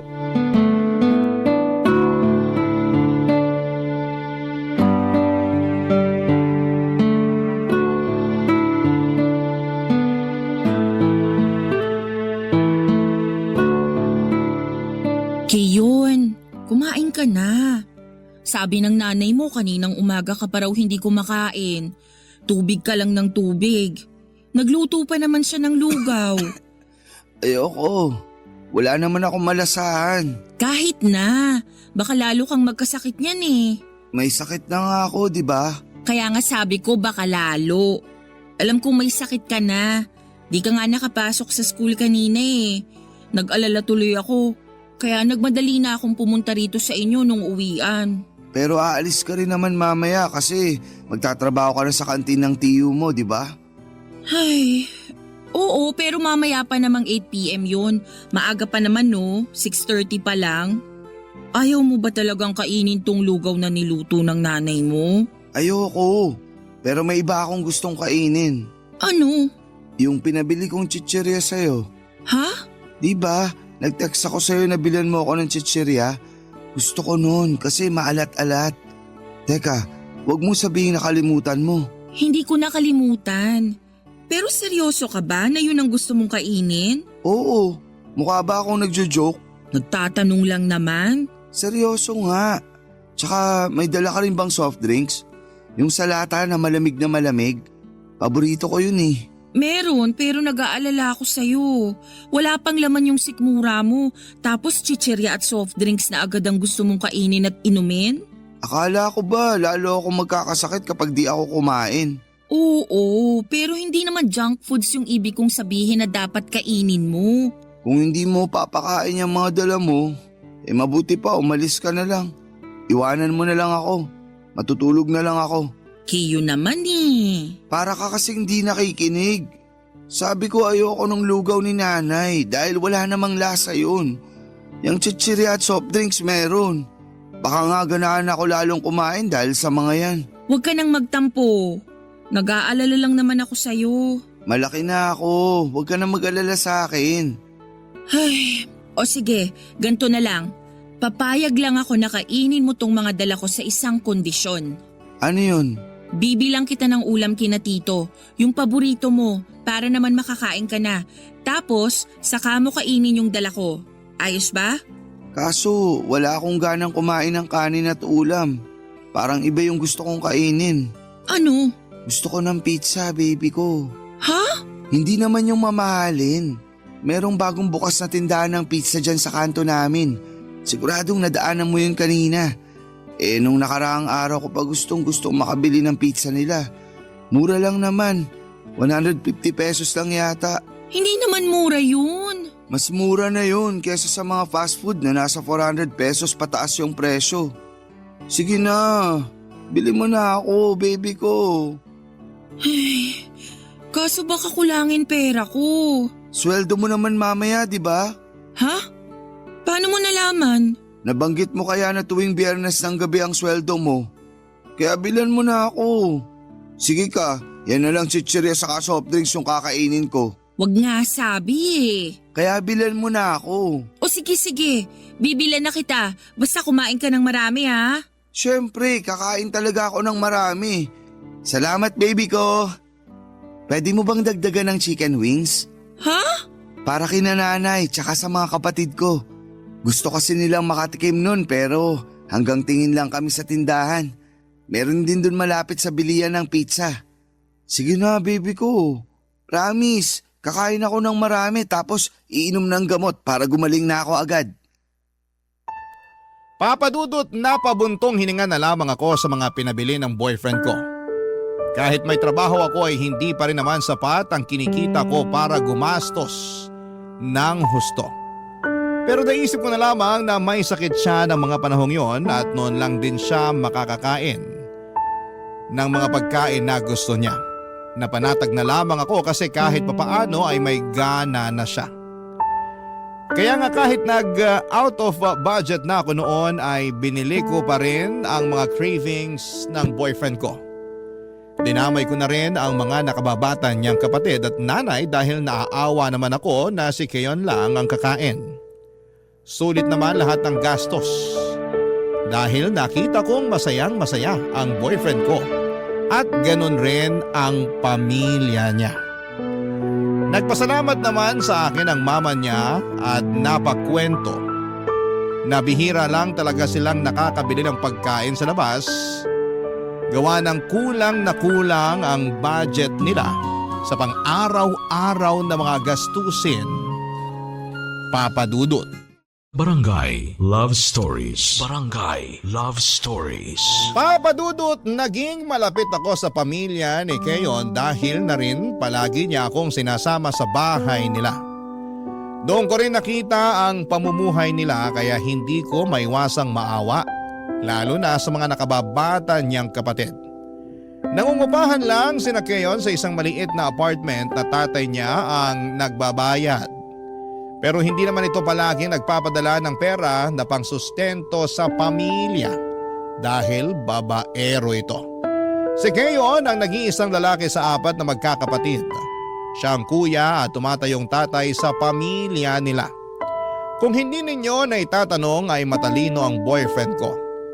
Palagi siyang nangunguna sa klase namin pagdating sa mga exams at quizzes. At masayang masaya ako para sa kanya dahil masipag din naman siyang mag-aral. Mataas ang pangarap niya para sa kanyang sarili. Gusto niya raw na mag-abroad pagka-graduate dahil malaki ang kikitain niya doon na pwede niyang ipantulong sa pamilya nila. Ganon din naman ako, Papa Dudut. Mataas ang pangarap ko para sa pamilya at sarili ko. Years later, nasa 4th year na college na kami. At habang unti-unti ko pang tinutupad ang bagay na yon, ay nagpatuloy ako sa pag-working student kahit na medyo nahihirapan ako dahil habang tumatagal ay mas nagiging demanding na ang pag-aaral, Papa Dudut.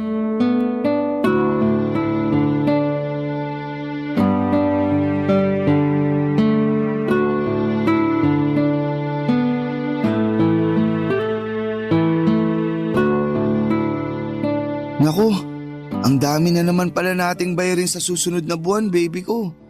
Tapos sa isang subject lang yun. Meron pang iba. Kaya nga nagko-compute na ako ng mga gagastusin natin para makapagtabi na ako ng pera. Alam mo naman na hindi rin ganun kalaki yung kinikita ko sa kantin ni Tiyo. Buti ka nga may pambayad na kahit paano. Kumusta naman ako? Hindi naman sa ganun. Anong hindi sa ganun? Alibasa, may trabaho ka tapos ako wala. Ay, siguradong mamomroblema na naman si nanay pag sinabi ko na maraming bayarin. Ganito na lang. Ano yun? Narinig ko kasi na parang aalis na yung boy ni Tiyo, yung tagabuhat niya sa kantin. Tapos tagamaneho na rin ang sidecar niya pag may mga pinipick up sa palengke. Uuwi na raw sa probinsya nila kasi manganganak na yung kinakasama. Doon na lang yata magtatrabaho, kaya sigurado maghahanap si Tiyo ng kapalit. Mabigat din kasi kung siya lang mag-isa sa kantin, kailangan niya ng katulong na lalaki. Teka nga, Ano? gusto mo bang sabihin na pumasok ako sa tiyo mo para kapalit nung aalis na boy niya? Oo? Para naman tayong naglolokohan dito, Sadie. Ano bang problema doon? Malaki. Kasi ano namang alam ko sa trabaho nung papalitan ko, di ba? Hindi naman mahirap matutuhan yung ginagawa niya. Saka nandun naman si Tiyo para turuan ka. Ayoko. Basta, ayoko. Ay, Kiyo naman. Tsaka wala na bang mas matinong trabaho dyan? Anong mas matino? Matino naman yun ah. Alam ko na matino yun, pero nakakapagod yun. Tsaka mainit at magmumukha akong marungis. Paano na lang kung may nakakita sa akin na ganun yung itsura ko? Ano na lang sasabihin nila sa akin, di ba? Sa pagkakaalam ko wala namang masama doon lalo kung kailangan mo ng pera. Saka wala namang trabahong madali. Ang importante, marangal. Merong trabahong madali tapos de aircon pa. Palagay mo sa akin, hanggang pagiging utosan lang ng tiyo mo? Sobra ka naman. Sobra na kung sobra, pero ayoko. Gusto lang naman kitang tulungang kumita ng pera. Lalo na marami tayong bayarin sa school. Saka pansamantala lang naman. Hindi ka naman habang buhay magiging utusan ni Tiyo. Saka mabait naman yun ah. Nagbabayad ng tama at saka libre pa pagkain. Ayaw mo nun? Palagi ka nang makakakain ng paborito mong ulam sa kantin niya. Ngayon naman sinasabi mo na patay gutom ako. Kiyo naman. Saan mo ba napupulot yung mga sinasabi mo? Saan pa ba? E di sa'yo mismo. Wala akong sinabing patay gutom ka. Sinabi ko lang yung mga bagay na pwede mong makuha habang nagtatrabaho ka kay Tiyo.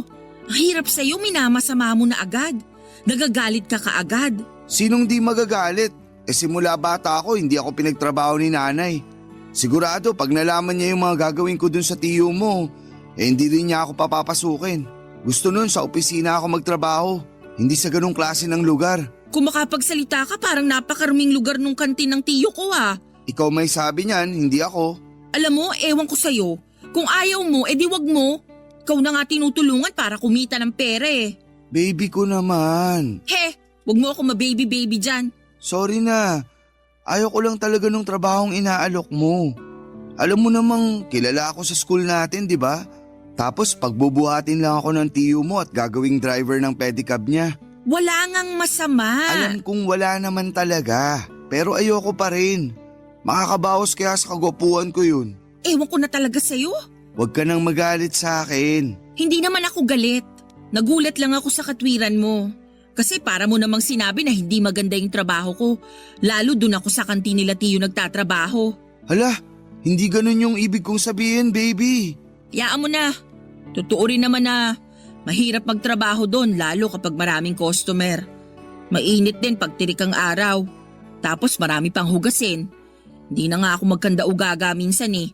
Minsan nga napapasabi na lang ako na pagod na ako at ayoko nang magtrabaho. Pero wala naman akong choice.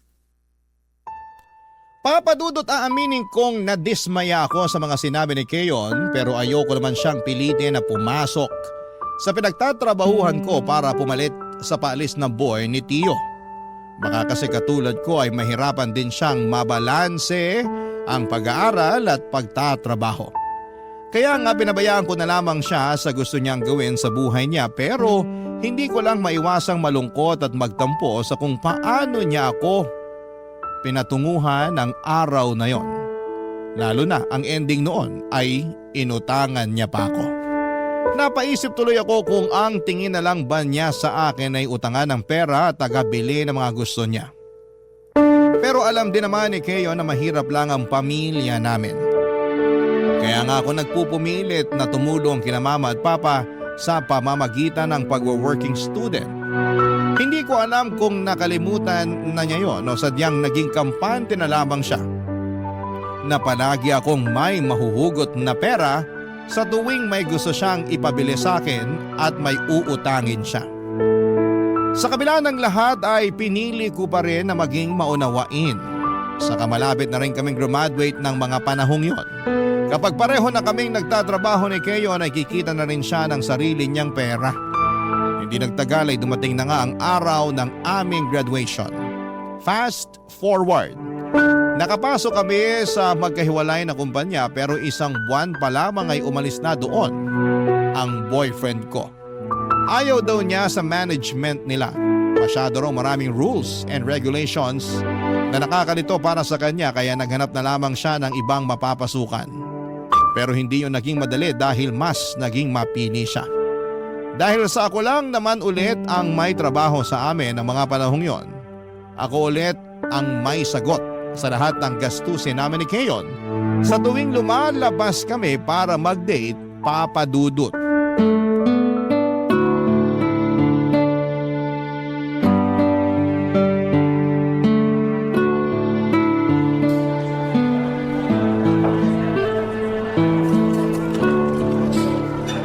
Ay, grabe. Thank you sa libre, baby ko. Nabusog ako sa kinain natin, baby ko. Tingnan mo, laki tuloy ng tiyan ko. Buti naman nabusog ka. Ang sungit-sungit mo na kanina nung gutom ka eh. Ako pa pinapila mo. Kagagaling ko nga lang sa trabaho. Pagod din kaya ako. Sorry na, sinundo naman kita eh. Wow, thank you ha. You're welcome. Alam mo, hindi ka ba talaga makahalata? Makahalata saan? Sa sitwasyon. Basta, yun na yun. Ayoko na mag-explain sa'yo. Feeling ko kasi hindi ka nga nakakahalata. Nakakahalata ako kung meron. Pero wala naman eh. Tsaka bakit ka ba nagagalit? Hindi ako galit. Hindi raw. Pero nakataas na yung isang kilay mo. Tapos kunot na rin noo mo. Ewan ko sa'yo. Teka nga, malapit na ba period mo? Ano namang paki mo dun? Kasi ang taray-taray mo na eh. Nagkakaganyan ka lang naman tuwing magkaka-period ka na. Katatapos ko lang, di ba? Ay, oo nga pala. Ay, ewan ko talaga sa'yo, ang hirap mong kausap. Matino kaya akong kausap. Ikaw yung bigla-bigla na lang nagagalit dyan. Bakit? Dahil ikaw yung nag-order imbis na ako? Malamang. Ako na nga yung nagbayad, di ba? Pag-o-order na nga lang ang gagawin mo, hindi mo pa ginawa. Dami mo pang rason. Napaka mo talaga. Rason naman talaga na masakit tiyan ko. Kasi di pa ako nagla-lunch. At bakit mo sinusumbat na ikaw ang nagbayad? Mura lang naman itong mga kinain natin. Magkano lang to oh? Fast food lang tong kinainan natin. Tsaka ka naman umbat kung sa mga 5-star restaurant mo ako nilibre. Aba, talaga naman. Totoo naman sinabi ko. Makapagreklamo ka, akala mo talaga. At ikaw, kung makapagsalita ka, akala mo hindi ka nabusog dyan sa mumurahing pagkain na kinain mo ah. Nag-thank you na ako sa'yo, di ba? Hirap sa'yo, hilig mong manumbat. Porke ikaw may trabaho sa atin, pinamumukha mo na sa akin na palagi mo ako nililibre? Bakit? Hindi ba? Grabe ka. Parang hindi mo ako boyfriend. Boyfriend kita, pero paano naman ako? Girlfriend pa ba trato mo sa akin? Oo naman. Kaya nga sinundo kita kanina sa opisina nyo, di ba? Sinundo mo nga ako pero panay naman ang reklamo mo. Sobra ka naman. Hindi ba pwedeng masakit lang talaga tiyan ko? Sabi mo naman gusto mong mag-date tayo kasi namimiss mo na ako. Ay, wag na nga nating pag-usapan. Sumasakit lang ulo ko. Ikaw masyado ka mainit. Dapat chillax ka lang. Kalmahan mo. Wag na nga sabi natin pag-usapan. Ang kulit mo rin, no? Sorry na. Kasasabi ko lang na kalmahan Sige ka, 24 ka pa lang pero baka magka-wrinkles ka agad. Ewan ko sa'yo. Joke lang. Kumusta na pala yung paghahanap mo ng bagong trabaho? Okay naman. Wala pa rin ako nahanap. Sabi mo may interview ka kaninang umaga. Hindi ko pinuntahan. Ha? Bakit? Di ko trip yung office. Ang taas masyado. Piruin mo, nasa 18th floor.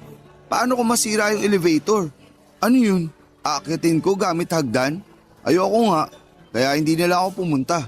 Nang dahil lang dun? Hindi ka na tumuloy? Parang ang babaw naman. Hindi kaya mababaw yun. Yung office nyo nga, nasa 20th floor. Tapos pag nasira elevator nyo, lagi mong nirereklamo sa akin na naghahagdan ka. Hindi naman madalas yun. At saka nagpagawa na ng spare elevator yung building namin. Kaya kahit masira yung isa, meron pang isa na pwedeng gamitin. Kahit na, natroma ako dun sa kinuwento mo kaya ayoko na lang. Kaso sayang naman. Maganda pa naman yung company at saka malaki yung starting salary na offer nila. Aanhin ko naman yun kung ipanggagamot ko lang din sa nabasag kong tuhod. Gawa ng pag-akyat sa hagdan. Alam mo, ewan ko sa'yo. Hindi ko alam kung anong klaseng pag-iisip meron ka. O sadyang wala ka lang sa hulog magtrabaho. Dami mong reklamo? Nakakainis ka na! Papadudot, hindi ko akalain na susobra sa budget ko ang nagastos ko sa date naming yon ni Keon.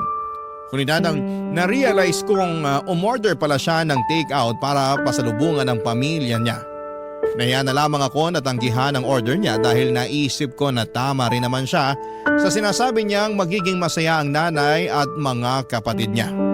Pero aminado akong sumama ang pakiramdam ko ng mga panahong yon at nanahimik na lamang hanggang magkahiwalay kami ng landas ni Keon. Ni singkong butas, walang nilabas ang boyfriend ko. Hindi rin siya nag-insist na ihatid ako kahit man lang sa tapat ng bahay namin kasi marami raw siyang dala. Uwing-uwi na raw siya noon para mainit pa niyang maibigay ang pasalubong niyang pagkain sa pamilya niya. Inintindi ko na lamang siya dahil kaya ko namang umuwi ng mag-isa. Pero sa loob-loob ko, alam ko hindi tama ang ginawa niya. Na-realize ko rin na hindi pa pala niya ako nililibre sa mga date namin simula noong naging kami. Ako lahat ang sumasagot dahil ako ang may trabaho, Papa Dudut. Barangay Love Stories. Barangay Love Stories. Papa Dudut, aminado akong dumating na ako sa point na kinumpara ko na ang relasyon namin ni Keon sa relasyon ng mga kaibigan at mga kaopisina ko. At doon ko nga na-realize na kahit matagal na kami ay kulang na kulang talaga ang effort ng boyfriend ko sa aming relasyon. Bukod sa hindi niya ako nililibre kahit buko juice ay hindi rin sweet si Keon. Hindi siya nagbibigay ng bulaklak o kahit na love letter sa akin lalo na tuwing Valentine's Day at birthday ko. Ang tanging pagkakataon lang na natatandaan kong naging sweet siya ay noong niligawan niya ako. Tuwing may sakit siya at hihingi ng mga kung ano-ano o magpapabili. Akala ko kapag tumatagal ay magbabago rin siya. Pero parang sa nakikita ko ng mga panahong yon ay hindi pa rin pala papadudot. Mabilis na lumipas sa mga araw, may napasukan ng trabaho si Keon pero palagi niyang kinukumpara ang mga sweldo namin. Minimum wage earner kasi siya pero may chance naman tumaas pag maayos ang performance niya. Kung tutusin ay lamang lang naman ang 2,000 ang sweldo ko sa kanya pero palagi niya yung ginagamit upang magpasalo sa akin sa lahat na lang ng pagkakataon. Aminin kong dumating na ako sa punto na napagod at nagsawa na lamang ako sa takbo ng relasyon naming dalawa, Papa Dudut.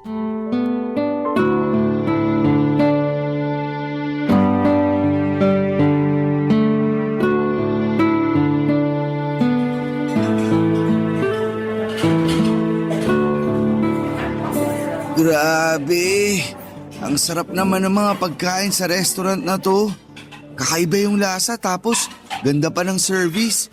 Feeling ko tuloy hari at reyna tayo. Siyempre, kasama yun sa binabayaran sa kanila eh. Pero tama ka naman na masarap naman mga pagkain nila. At worth it. Babalik-balikan mo pag may budget ka. Speaking of bayad, may extra money ka ba dyan, baby ko? Ha? Extra money ka ako. Pambayad lang sa mga kinain natin. Wala akong extra money. Sakto lang pang kape natin tong dala ko. Ganun ba? Oo, bakit? Ngayon ko lang kasi na-realize na hindi ko pala dala yung wallet ko. Kiyo naman. Sabi mo ikaw magbabayad ng mga kinain natin, di ba? Kung todo ka pa ng order ng kung ano-ano tapos... Alam ko naman yun. Pero anong magagawa ko kung naiwan ko pala wallet ko? O anong gusto mong gawin ko? Eh wala rin naman akong extra money dito. Ang usapan, akong bahala sa kape natin. Tapos ikaw magbabayad ng kinain natin sa lunch. Tapos ang ending, ako na naman ang pagbabayarin mo. Sadie naman eh. Kung makapagsalita ka, parang hindi kita babayaran pag nakauwi na tayo ah. O bakit? Hindi mo naman talaga ako binabayaran, no? Ha? Anong pinagsasasabi mo dyan? Ay, bigla ka yatang nagkaroon ng amnesia. Ewan ko sa'yo. Mas ewan ko sa'yo. Sa katotoo naman ang sinabi ko ha. Hindi lang naman ngayon naiwan ang wallet mo. Maraming beses na kaya. Sabi-sabi ka naman nilibre, pero ang ending ako pa rin magbabayad. Tapos hindi mo naman ako binabayaran. Kinakalimutan mo na lang yung mga utang mo sa akin. Kung makapagsalita ka, parang di mo ako boyfriend ah. Boyfriend kita. Pero pagod na akong dalhin ang relasyon natin. Ano bang pinagsasasabi mo dyan? Alam mong ibig kong sabihin. Matalino ka, di ba? Top student ka nga ng klase natin. Magaling ka. Pero bakit parang ang bobo mo naman yatang umintindi? Matagal na akong nagtitiis sa kung ano lang yung kaya mong ibigay na effort sa relasyon. Umaasa ako na magbabago ka. Na marirealize mo na girlfriend mo ko kaya dapat tratuhin mo ko ng maayos. Don't get me wrong ha. Maayos naman ang trato mo sa akin. Pero kulang na kulang talaga. Wala ka ring provider's mindset eh. Ako yung palagi mong pinapasalo ng lahat ng bagay. Lalo na sa pera. Alam mo namang hindi ako mayaman. At kahit mayaman pa ako, ikaw ang lalaki sa relasyon. Pero bakit pabuhat ka? Ang sakit mo naman magsalita. Sorry, pero punong-puno na kasi ako eh. Akala ko magbabago ka, pero mukhang umaasa lang ako sa wala. Napagod na lang ako sa ganitong setup natin. Feeling ko na pag-iwanan na kita, tapos ayaw mo naman umusad. Kontento ka na lang sa kung anong lagay mo sa buhay, basta nakakakain ka ng 3 beses sa isang araw at nakakahinga pa. Alam mo, mabuti pa, iwanan na kita dito. Sandali! Saan ka pupunta? Hindi ba halata? Aalis na ako. Huwag mo akong iwan dito, Sadie. Wala akong pambayad sa kinain natin. Please naman. Problema ba yun? Di maghugas ka ng pinggan dyan? Sadie naman eh. Please, huwag ka naman ganyan sa akin. Gets ko naman yung mga sinabi mo. Kaya nga naiiya ako sa'yo. Hayaan mo, makakabawi rin ako sa'yo. Pangako this time, di na ako sasabit. Basta bigyan mo lang ako ng isa pang tsansa. Hindi ka ba nakakaintindi? Pagod na nga ako. Pero mahal mo pa ako, di ba? Mahal pa natin ang isa't isa. Please naman, matagal na tayo eh. Huwag mo naman basta-basta itapon yung pinagsamahan natin. Willing naman ako magbago. Buti nga, sinabi mo mga pagkukulang ko eh. So kung hindi ko sinabi, hindi mo pa mahahalata? Halata ko naman pero iba pa rin yung sinabi mo. Sorry na baby ko. Huwag mo akong iwanan. Promise, magbabago na ako. Please? Ay, naku Kiyon. Nakakainis ka talaga. Sorry na talaga. O sige, pagbibigyan pa kita ng isa pang pagkakataon. Pero last na to ha. Oo, salamat baby ko. Huwag mo nga ako ma-baby-baby. Naiinis pa rin ako sa'yo. Sorry na nga. Pero pwede bang bayaran muna natin tong kinain natin para makaalis na tayo rito sa restaurant? Kasi kanina pa tayo pinagtitinginan ng mga tao. Medyo nakakahiya na eh. Wala nga akong extra money, di ba? I-card mo muna. Babayaran ko na lang pag uwi natin. Don't get me wrong, mahal ko po si Keon ng mga panahong yon, Papa Dudut. Pero pagod na ako sa palagiang pagsalo sa kanya sa tuwing kailangan niya ako. Hindi naman po ako convenience store na available 24/7 para sa mga pangangailangan niya. Hindi rin po ako ATM na may mailuluwang pera at takbuhan niya kapag nagigipit siya. Marami akong pangarap para sa amin ni Keon pero isang araw ay nagising na lamang ako sa realidad na baka ako na lang ang nangangarap mag-isa at nanghahawak sa aming relasyon. Alam ko na walang perpektong relasyon at may mga couple na nagsisimula bilang mahirap na umasenso naman sa dulo. Gawa na rin ang pagsisikap. Nagsisikap naman ako, alam ng Diyos yan. Pero parang hindi ko nakikitaan ang pagsisikap si Keon. Kaya nga hindi niyo ako masisisi kung ginusto ko na lang na makipaghiwalay sa kanya ng mga panahong yon. Pero dahil senserong pakiusap niya na bigyan ko pa raw siya ng isang tsansa, aaminin kong naantig ang puso ko at nakonsensya. Nang hinayang ako sa ilang taon naming pagsasama kaya nga nakumbinsi akong patawarin siya. Kaya lang ay hindi pa rin nagbago si Keon. Plinano ko na lang talagang makipaghiwalay sa kanya for good pero hindi yon natuloy dahil naman sa pandemic. Aminado ako malaking bagay na nandyan si Keon lalo at naapektuhan ng husto ang mental health ko. Marami kasi sa mga kamag-anak namin ang kinuha ng sakit na COVID-19. Makaraan ng 2 taon, taong 2022 nang may ginawang boyfriend ko na sa hinagap ay hindi ko naisip na magagawa niya sa akin, Papa Dudut.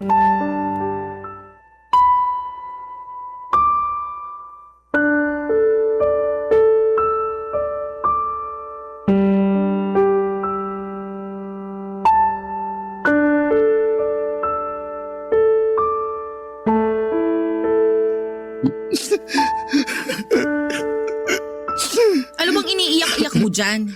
Nagtatanong ka pa talaga? Malamang umiyak ako kasi nakikipaghiwalay ka sa akin. At bakit hindi ako makikipaghiwalay? Sige nga. Baka nakakalimutan mo. Umamin ka ngayon lang na nabuntis mo yung kaopisina mong babae. Oo nga, pero Pero ano? Hindi mo pananagutan yung nabuntis mo? pananagutan ko naman. Pero mahal kita eh. Mahal daw. Pero bumuntis ka ng iba. Bang klaseng pagmamahal naman yan, Kiyon? Hindi ko naman sinasadya yun. Lasing lang kami pareho tapos, ayun, nagkagulatan na lang. Wow! Akala mo ba pinanganak ako kahapon? Para sa kaalaman mo, hindi ako naniniwala sa palusot mo. Hindi raw sinasadya. Alam mo nung una pa lang pinagsesilosan ko na yung kaopisina mo na yan. Ilang beses kitang sinabihan na layuan mo ang babaeng yan, di ba? Pero anong sagot mo? Masyado akong OA, wala ka namang ginagawang masama, bla bla bla. Pero anong ginawa mo? Binaliwala mo ko. May nangyari sa inyo ng babaeng yan. Tapos ngayon, nabuntis mo na siya. Sorry na, Sadie. Hindi ko talaga sinasadya. Ewan ko ba naman sa sarili ko? Ewan ko talaga sa'yo. Bahala ka na sa buhay mo. Parang awak mo na. Huwag mo akong iwalayan. Ano palagay mo sa akin? Tanga? Oo, naging tanga na ako ng ilang taon. Lalo na nung binigyan pa kita ng tsansa nung nakikipaghiwalay na ako sa'yo. Sana hindi na lang pala. Sana hindi na lang ako naawa sa'yo nun. Sana iniwan na lang kita sa restaurant at hinayaan kang mamroblema kung paano mo mababayaran yung mga kinain natin. Kasi kasalanan mo naman. Ang tanga-tanga ko nun kasi hinayaan pa kitang bigyan ako ng mas malaking rason para saktan ng husto. Sobra ka naman kung makapagsalita. Malaki rin naman natulong ko sa'yo nung pandemic ah. Di ba sabi mo, buti na lang nandun ako para may karamay ka? Oo, at nagpapasalamat naman ako sa bagay na yon. Pero wag mo nang asahan na gusto ko pa rin makisama sa'yo. Lalo't niloko mo ko at sinira mong tiwala ko. Saka ang kapal na mukha mong isumbat sa akin yung ginawa mo nung pandemic. Hindi ka nga nagbago kahit na binigyan na kita ng tsansa na magbago. Ikaw pa rin yung dating Kiyon na pabuhat. Walang pangarap para sa relasyon natin. Nakakasawa na, kaya bahala ka na sa buhay mo. Pinilit ko naman eh. Sinubukan ko. Nagtiyaga ako sa trabaho ko kahit na mababa ang sweldo kasi naniwala ako sa sinabi mo na magbubunga rin yung pagsisikap ko. Na makikita rin ng mga boss ko na may potensyal ako. Pero hindi naman nangyari. Sa lagay, kasalanan ko pa rin ba yun? Nagtiyaga ka nga. Hindi ka nga umalis. Pero wala ka rin namang ginawa para makita ng mga boss mo yung potensyal mo. Tuwang-tuwa ka pa nga habang binibida mo sa akin na nagkunwari kang walang alam sa opisina nyo para hindi ka mautusan. O sige, sabihin mong hindi. Masasakal kita. Totoo naman. Pag marami kang alam, sa'yo ipapagawa. Nakakapagod kaya yun. Katwiran mo, Bulok. Diyan ka lang talaga magaling. Sorry na, baby ko. Huwag mo nga akong tawagin yan. Nandidiri ako sa'yo. Simula sa araw na to, nakikipaghiwalay na ako sa'yo, Kiyon. Please, Sadie. Huwag mo ako iwan. Huwag ka makipag-iwalay sa akin. Mahal na mahal kita eh. Patawarin mo na ako. Anong gusto mong gawin ko? Gusto mo bang lumuda ko? Sige, gagawin ko. Luluda ko para patawarin mo lang. Pwede ba? Tumayo ka nga. Lalo lang nadadagdagan yung galit ko sa'yo eh. Sorry na kasi. Sorihin mo mukha mo. Tapos na tayo. Papadudot na tuloy ang pakikipaghiwalay ko kay Keon ng araw na yon. Tangan na lang talaga kung mananatili pa ako sa piling niya matapos niyang gumawa ng napakalaking kasalanan sa akin. Hindi kaya biro yung makabuntis ka ng ibang babae habang may karelasyon. Grabe talagang sakit ang naramdaman ko sa kamay ng ex-boyfriend ko ng mga panahong yon. Pero sa kabila ng lahat ay kinaya ko pa rin, Papa Dudut. Umusad ako at nagpatuloy sa buhay. Malaking tulong din ang pamilya ko para tuluyan akong makapag-move on sa nasira naming relasyon ni Keon. Tuluyang ko na rin pinuto lahat ng komunikasyon ko sa kanya. Blinak ko siya sa social media at sa cellphone. Pero nitong 2025 lang ay nagulat ako dahil may nag-text sa akin na hindi ko kilalang number. Yun pala ay si Keon, hindi na niya sinabi kung paano niya nakuha ang number ko pero laman ng text message niya. Ang pakiusap na kung pwede ko raw ba siyang pahiramin ng pera dahil may sakit ang kanyang anak. Walang-wala raw siya noon at kamamatay lang din ang asawa niya na siyang nanay ng anak niya. By the way, pagkahiwalay namin ay nalaman ko na lang na kinasal sila sa huwes ng babaeng nabuntis niya. Hanggang dito na lamang po ang sulat ko, Papa Dudut. Sana po ay mapayuhan ako ng mga kabarangay natin. Kung dapat ko pa bang buksan ang communication ko kay Keon. Aminado kasi ako na naaawa ko sa kanya nung nabasa ko ang mensahe niya at sinapit niya. Pero natatakot ako na baka maabuso niya ulit ako katulad ng dati. Maraming salamat po, Papa Dudut, sakaling mapili po ninyong i-ere ang storya ng buhay ko. More power and God bless sa Barangay Love Stories. Ang inyong forever kapuso at ka-barangay, Sadie.